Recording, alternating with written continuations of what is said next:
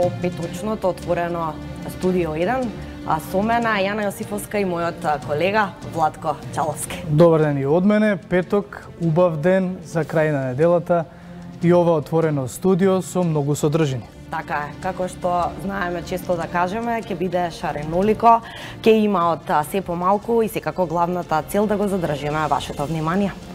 Така, ако може сега да направиме еден кус преглед на она што ќе го гледаме во текот на денот, тоа е како што е стандард, нели? Овие од 14 до 14:30 часот ќе ви одвоиме нешто од она што се емитуваше во текот на вчерашниот ден, во вечерните часови, каде што ваш домаќин на денот беше Анета Кочишки, меѓутоа и дел од оној разговор на Чомовски во рамките на емисијата Чуму. Освен тоа, денеска во студиото ќе ги погледнеме, односно ќе разговараме малку и со нашите колеги Антонио Крстевски, потоа и со Славчо Поповски за временската прогноза и сето она што не очекува и најважните информации за сите оние на кои што временските услови им играат некаква улога. Во 15 часот или нешто после 15 часот во студиото ни гостува Даниел Јанков, млад планинар. Така, млад планинар, кој што ќе ни раскаже за своите авантури и неговите предизвици на врвовите. А за од 15 часот во студиото ни гостуваат прво наградениот, второ наградениот и трето наградениот од ораторската вечер која што се одржува стандардно секоја година на правниот факултет. Ќе ги слушнеме размислувањата на овие млади студенти, за потоа да следува и она кратка анализа која што ја правиме секојдневно со нашиот колега Дејан Андоновиќ за случувањата во светот, за потоа да одиме со позабавниот дел, а позабавниот дел се знае, стандард, возење со Вучиќ, па потоа ексклузивците и Сергеј. Некаде после 19 часот ќе се дружите со денешниот домаќин на денот Јадранка Костова, а во нејзините разговори ќе имате прилика да ги слушнете сите прашања поврзани со детската хирургија и нејзините гости, министерот за здравство Венко Филипче, потоа Жан Митрев, како и Ден Дончев. Тоа се личности кои што се добро познати во јавноста, така што очекуваме и таму да има дебата која што секако ќе ви го задржи вашето внимание. Така, тоа што еве ви го најави колегата Чаловски е генералната содржина, односно концептот на ова петочно отворено студио 1 и сега испуштив една работа. Што? Вечерва стартува и спортското шоу. Да, дефинитивно. Ајде повели, информирај да не заборавиме. Вечерва исто така стартува спортското шоу, емисијата на нашите колеги од спортот, Слагјан. Така, емисијата е наречена Спорт 1. Од овој петок стартува, па потоа ќе можете да ја проследите во текот, односно секој петок од 21 часот. Таму ќе бидат Слагјан Ивковиќ и Дамјан Николовски. Да, сега мислам дека го сега е комплетна програма. Така да никако не сме да се заборават колегите од спортската редакција кои што верувам дека ќе ви подготват одлични содржини во овој нивен спортски концепт. И сега да започнеме со она што го најавивме на почетокот. Тие хајлајци, како што знаеме да кажем, односно исечоци кои што беа најинтересни во текот на вчерашното вечерно отворено студио 1 со домаќинот на денот, односно на вечерта, колешката Анета Кочишки. На почеток би сакала да погледнеме еден исечок околу незината гостинка Зорана Костовска, која што пак е председател на хуманитарното здружение, односно кралицата Есма и Стево Теодосиевски. Што беше поводот за овој разговор? Цело оној спор околу наследството, нели по смртта на Есма Реджепова и малку повеќе да се откријат детали што се спори околу тестаментот, бидејќи и тоа како можеби малку беше една подзаборавена тема, па еве Зорана Костовска даде нејзини видувања како гледа на тој семеен спор. Па во продолжение предлагам да го погледнеме ова делче, па се враќаме назад во студиото. 2015 година на 2.2. во нотарската канцеларија на покојната сега Ивана Катавеновски се потпиша валиден тестамент при здрава и свесна состојба на ЕСМА по желба исклучително на ЕСМА, тестамент во кој сега тој нормално стојат повеќе клаузули во тестаментот, е многу убаво речено и дефинирано дека куќата собственост на Стево и на Есма Теодосиевски, таа ја подарува на државата, на Министерството за култура на Македонија, со услов да тоа биде дом на културата, хуманоста и на музиката Есма и Стево Теодосиевски. Во целава приказна никогаш не се инволвира и Стево Теодосиевски и тој има удел секако во оваа нивна животна сторија и во делото куќата, како што го замислувале. Јас бев пред 20 и неколку години водител на македонската телевизија на Канал 3 и сосема случајно, не ни сонувајќи во тој момент дека некогаш ќе бидам председател на хуманитарното удружение Кралицата Есма и Стево Теодосиевски, Стево и Есма ми беа баш гости со макетата како ќе изгледа идниот дом на култура, музика и хуманоста Есма и Стево Теодосиевски. Сега што се случува откако вие велите има еден тестамент, еден од незините синови, односно од овие деца кои што ги одгледува Симеон, кој што е и дел од незината блиско врзан со незината музичка кариера, вели дека поседува тестамент во кој што Есма му ги остава авторските права, а ова што се незини внуци од браќа и сестри велат дека овој тестамент во кој што Есма ја остава куќата на државата не е валиден, затоа што тие, нели, како незино крвно сродство се вистински наследници на незиниот дом. Јас прво сум воодушевена од адвокатката на спротивната страна, на оспорувачите на тестаментот, внуците на само две брат и сестра, еден брат и една сестра на Есма. Тие се 6 деца, пето дете е Есма Реджепова Теодосиевска, но само внуците од едната сестра и од едниот брат го оспоруваат тестаментот, додека другите внуци не се јавуваат во оспорувањето на овој валиден тестамент. Намерно го потенцирам тоа. И се воодушевам на адвокатката Весна Тренковска, која што ги охрабрува дека овој тестамент може да се побие. Јас не можам да разберам која е таа храброст да вие водите битка со држава, со Министерство за култура. Разбирам да имате две семејни кавги помеѓу семејства, но тука собственик на домот по валидниот тестамент е Министерството за култура, односно Македонија. И сега вие тоа го оспорувате. Нити била болна Есма, нити била по присила. Кои се аргументите да почнавме ние во некаква судска процедура, која што долго трае, еве гледате веќе е 2 година од смртта на Есма Реджепова, сега на таа почина на 11 и 12. Да, сега се 2 години е годишница и годишницата пак ја прославиме со доделување на новогодишни пакетчиња. Тоа што се провеува и по социјалните мрежи, тоа што еве сега некои тие не сакаат да се појавуваат во медиуми, сакавме овде да биде и некој од нив присутен, меѓутоа советувани од своите адвокати, нели, подобро е да не се појавуваат, да не зборуваат, но тоа не ги спречува да објавуваат статуси по социјалните мрежи. Тестаментот беше додален кај нотарот. Така по социјалните мрежи може да се види само дека тие практично повеќе се расправаат за тоа чија задача било да се погрижи за гробот на Есма, дали на овие деца, односно внуците, дали тоа требало да биде Симон или требало да биде тоа државата. Видите, на социјалните мрежи имаше многу коментари. Оваа надгробна плоча што ние ја снимивме денес, тоа е веројатно сега направена е буквално пред ден-два, значи 2 години по веројатно е провоцирана од социјалните мрежи, од луѓето кои што коментирале дека Есма не заслужува такво гробно место.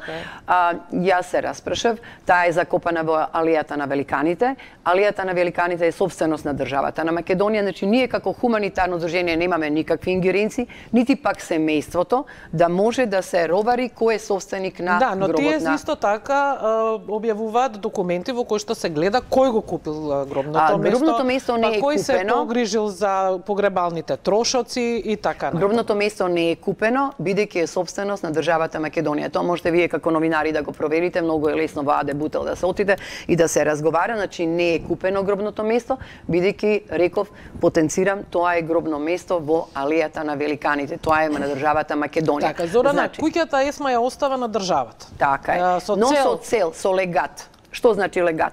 Во тестаментот, кој што за жал за жал, е отворен дури после година и пол дена. Ни се случува нели коинциденција со смртта на нотарката, па пломбирана е нотарската канцеларија. Јас ги молам, во тоа време ја молам министерката Да, Елизавета иронијата да биде поголема, се извинувам. Нотарката починува во истиот ден кога починала и ова е во као рубрика верувала или не, во истата болница, значи која што е многу помлада од Есма, значи не е во годините на Есма Реджепова.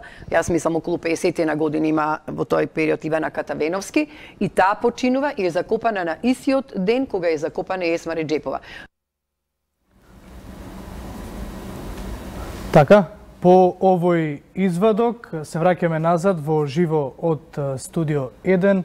Јас сум Владко Чаловски, ова е Јана Јосифовска. Јана, одиме со оној втор исечок, со она второ парче кој што го издвоивме од вчерашните гостувања. Тема на која што Чомовски разговараше со своите соговорници е собраниски пуч. Се откриваат ли инспираторите и организаторите? Тоа беше анализата во студио 1 по сите оние сведочења на обвинетите за случувањата на крвавиот четврток или познато во јавноста, односно 27 април или познато во јавноста како крвавиот четврток, сведочења по кои што се потикнаа реакции, иако не се толку чести, од генерал-штабот на армијата и од кабинетот на претседателот Иванов. Да го погледнеме и делчето од овој разговор. Прашањето може да го разговараме хипотетички, затоа што истрагата е во тек.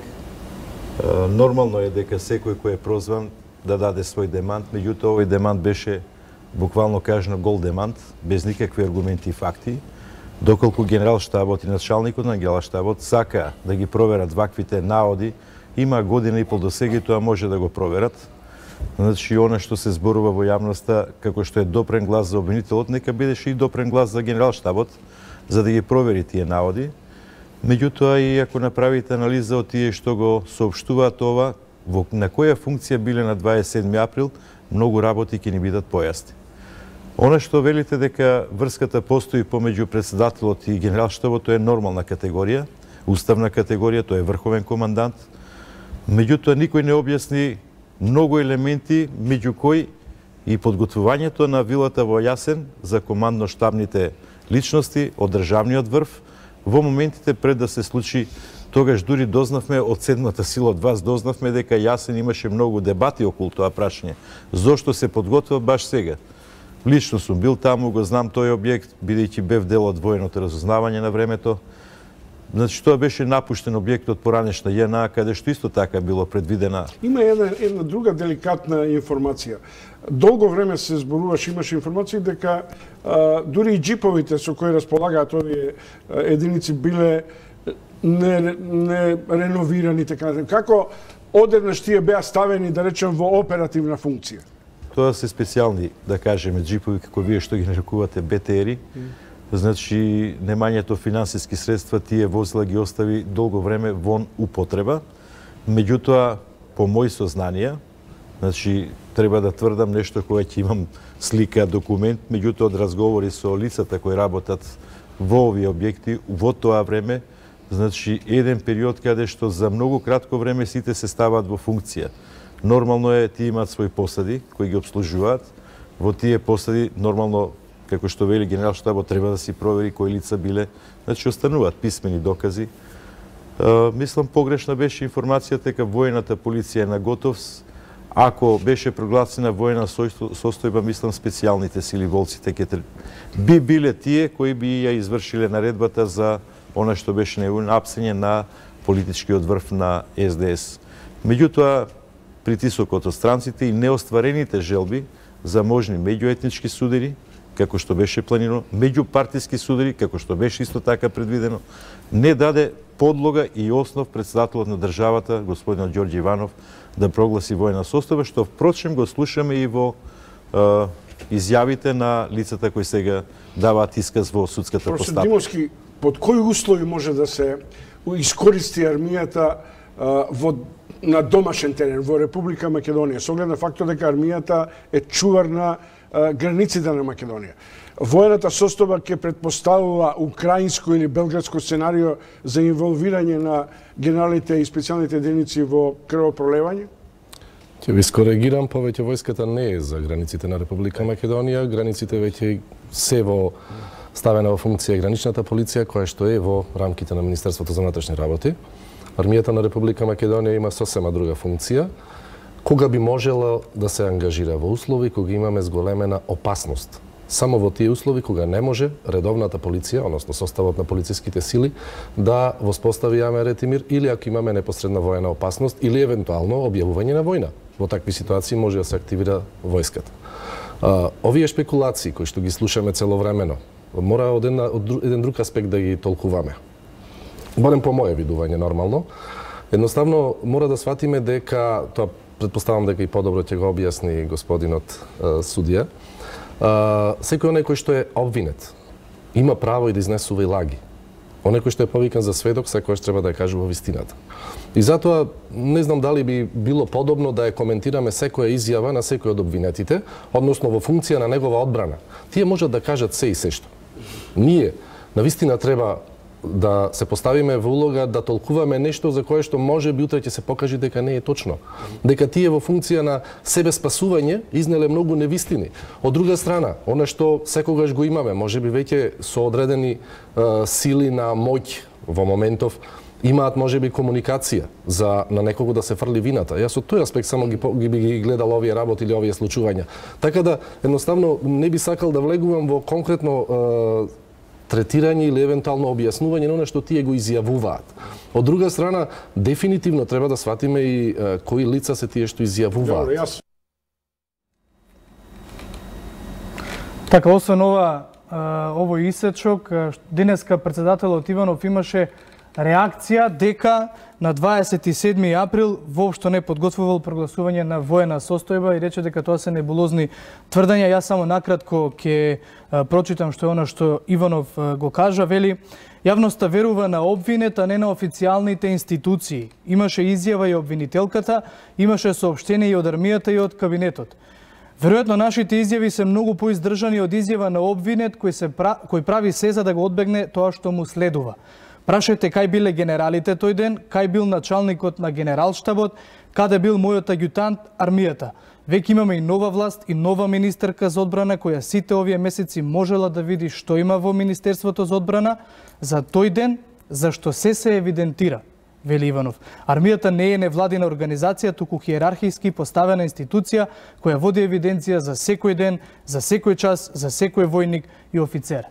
Ова е накратко реакцијата на Иванов, за кој впрочем еден ТВ има упатено покана да гостува во ова отворено студио и да одговори на сите оние прашања кои што секако ја интересираат јавноста, со оглед на тоа што претседателот и не е познат дека одговара на новинарски прашања, особено за време на своите пресконференции. Да, тоа беше накратко се она што следуваше, односно што се беше кажано во обраќањето на претседателот Иванов, а сега од оваа тема се префрламе на судството. Токму поради тоа, гостин во овој прв дел ни е колегата Антонио Крстевски. Антонио, добар ден. Ке започнеме, ти денеска го следеше судењето, односно рочиштето за Титаник, нешто што исто така е многу важно. Па, најпрво да започнеме со главното прашање, што се можеше да се слушне во изјавите и од обвинителите и од одбраната. Чинам оно што е главна поента за изборните нерегуларности или од 2011 е дека ВМРО ДПМН ги ставила во функција и црквите на МПЦ од диаспората. Токму така, јас прво и од моје име да им посакам добар ден на гледачите на отвореното студио на Еден ТВ. Знам дека периодов наназад се навикна на извештаите од колегата Игор Стефановски, меѓутоа еве судското известување денеска мене ми падна како задача. Титаник е еден од најголемите, ако не и најважниот предмет на специјалното јавно обвинителство во кој што се товарат голем број поранешни функционери од времето на ВМРО ДПМН за изборни нерегуларности. Како и на претходните рочишта, така и денеска беа читани голем број СМС пораки, комуникации од страна на Лиле Стефанова, специјалната обвинителка од СЈО, како и на претходните, така и на ова рочиште. фокусот се стави на Миле Јанакиевски, Кирил Божиновски. Да, што беше можеби така најсочно од презентираните Го спомена, тоа едно од најсочното е што во изборите 2011 во Република Македонија, парламентарните избори, ВМРО ДПМН во функција ги ставило и црквите од диаспората, освен оние дипломатско-конзуларни представништва и амбасадите, а и преку црквите се обидувале да дојдат до информации, податоци, адреси на живење на македонската диаспора, односно на иселениците.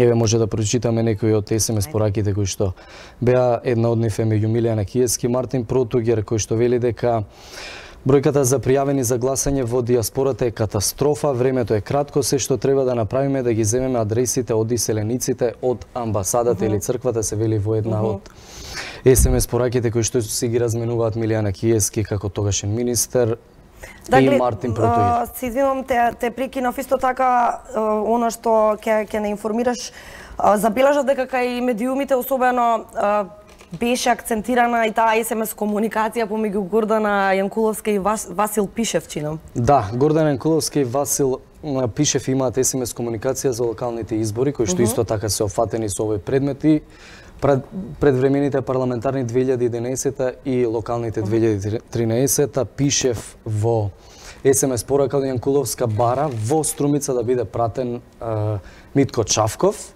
бидејќи го познава теренот. Јанкуловска секако на тоа му одговара позитивно. Вели дека сега сакав да му вртам на Чавков, во Струмица мора да ги смачкаме. Тоа се зборовите кои што биле употребени во овие СМС пораки. Она што е интересно, што може да се издвои е исто комуникацијата меѓу Јанкуловска со други лица за време на локалните избори 2013 дека во функција се стават и голем број припадници на Министерството за внатрешни работи, односно на полицијата.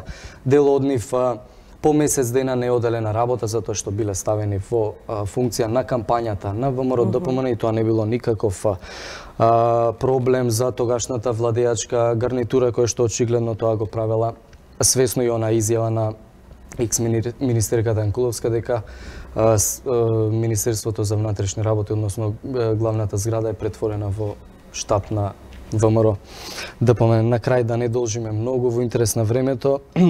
Во Титаник секако обвинети се Никола Груевски, Кирил Божиновски, Миле Јанакиевски, Гордана Јанкуловска, Билјана Бришковска, Бошковски, која беше поранешен заменик министер во Министерството за правда, Илија Димовски, кој што се уште е пратеник од ВМРО ДПМН, осомничени за злосторничко здружување, подкуп при избори,